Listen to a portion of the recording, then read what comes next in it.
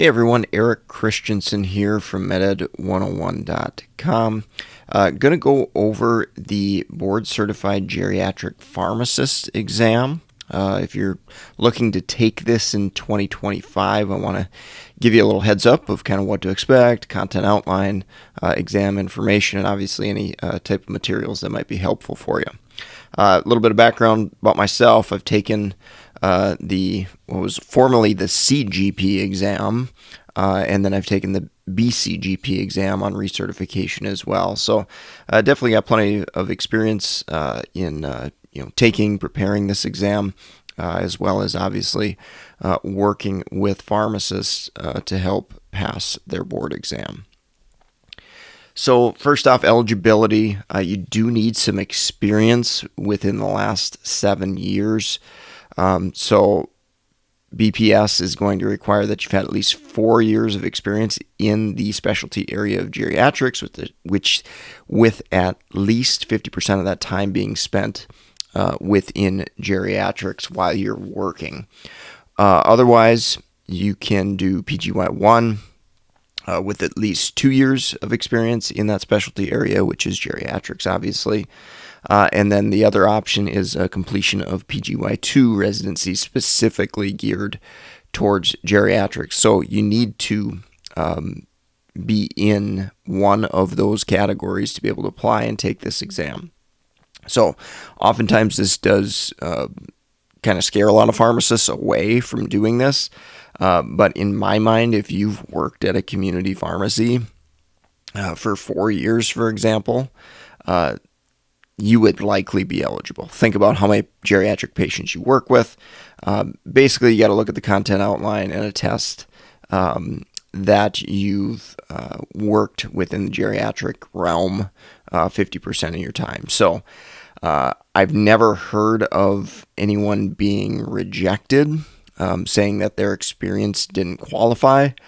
If you do hear that, feel free to reach out to me at mededucation101@gmail.com.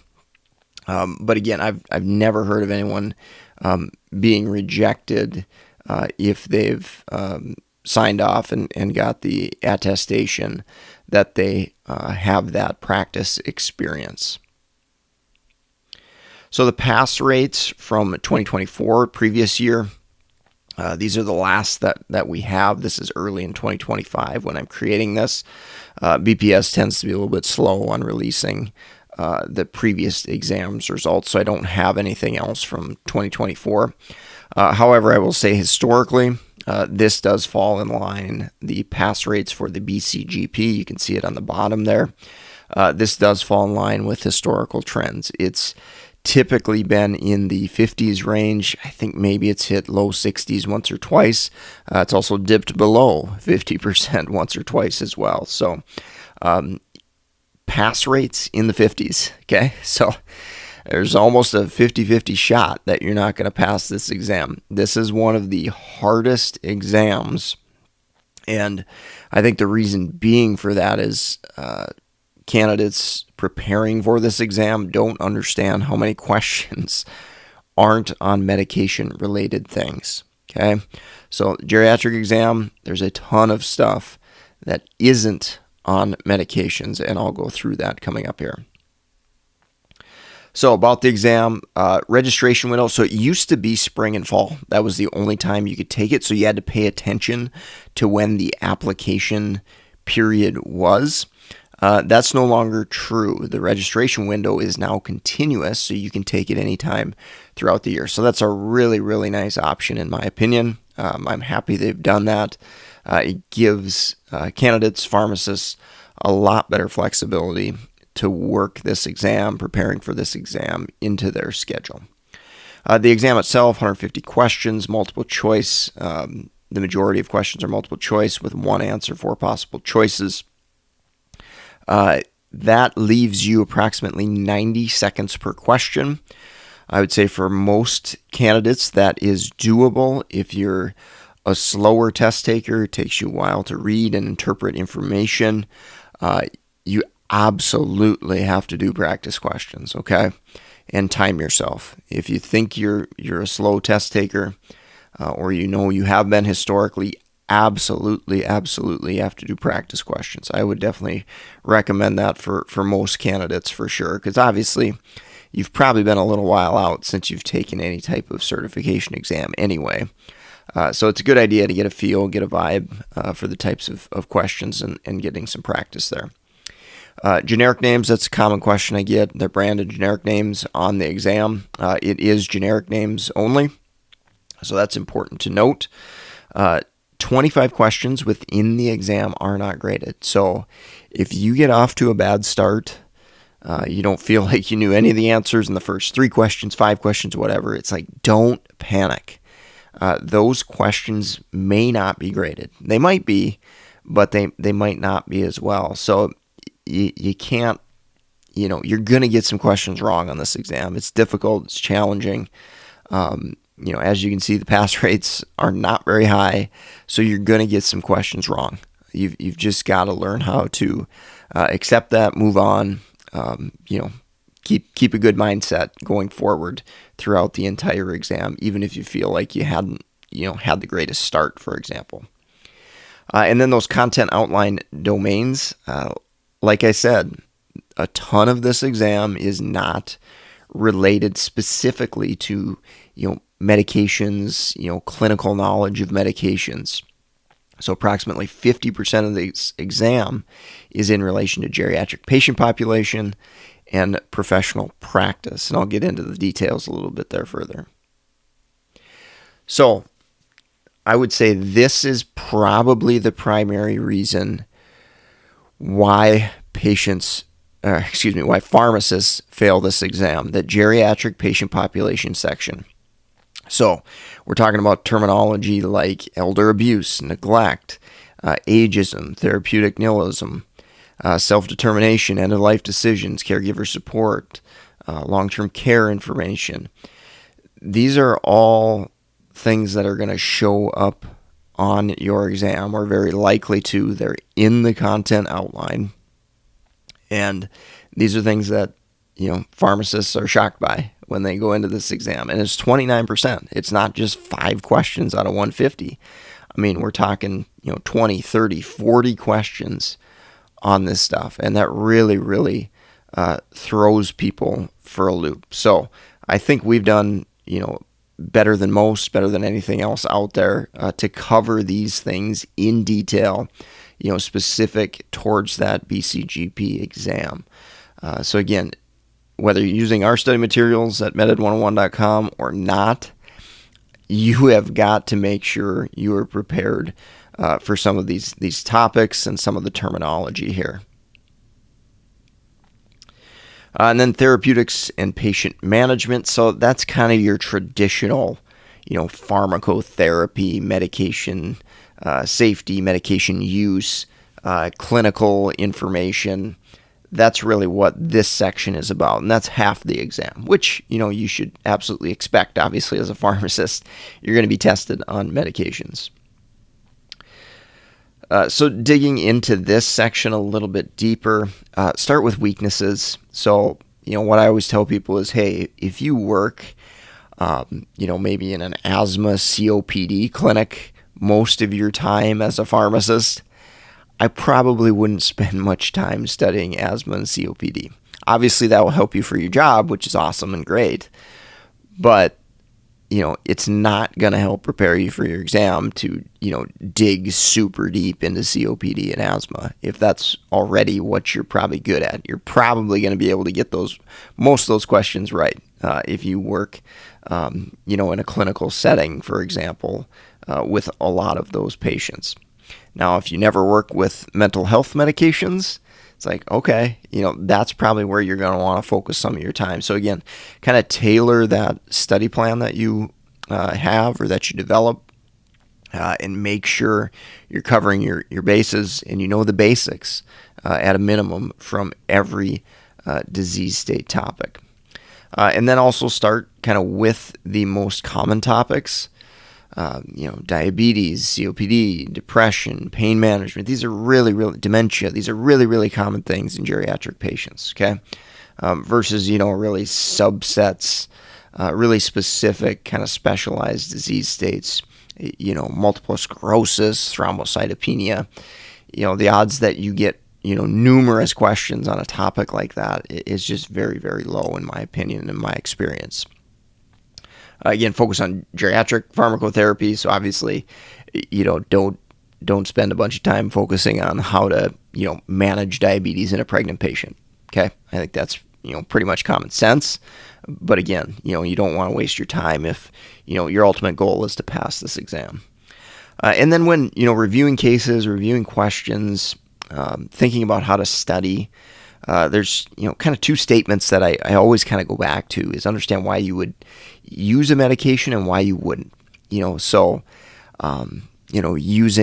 bupropion as an example. So if you've got a compelling indication of smoking cessation, in addition to depression, maybe Wellbutrin or bupropion is a great choice. That makes a lot of sense based upon the case you're presented. Now, maybe you've got, an older patient with seizure disorder. Okay, that's probably a situation where bupropion's not going to be the correct answer if you're selecting an antidepressant. So, again, understand why you would select a medication and understand why you wouldn't select a medication as well when you're studying.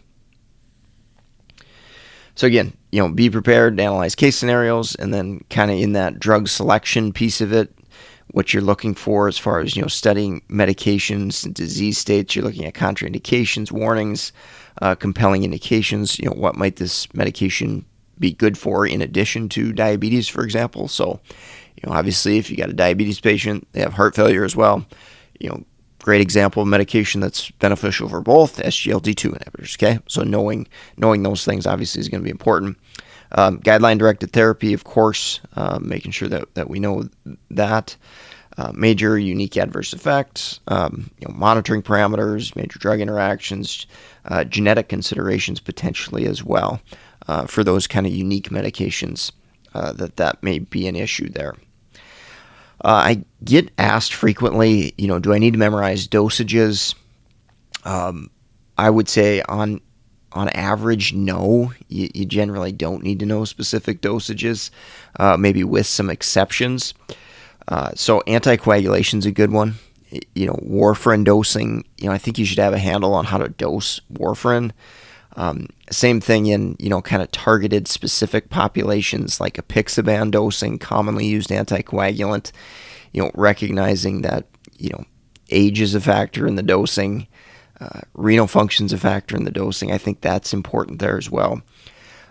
But will they specifically ask you, what is the maximum dose of gabapentin or lisinopril or, metformin? Like, they're not going to specifically ask that question.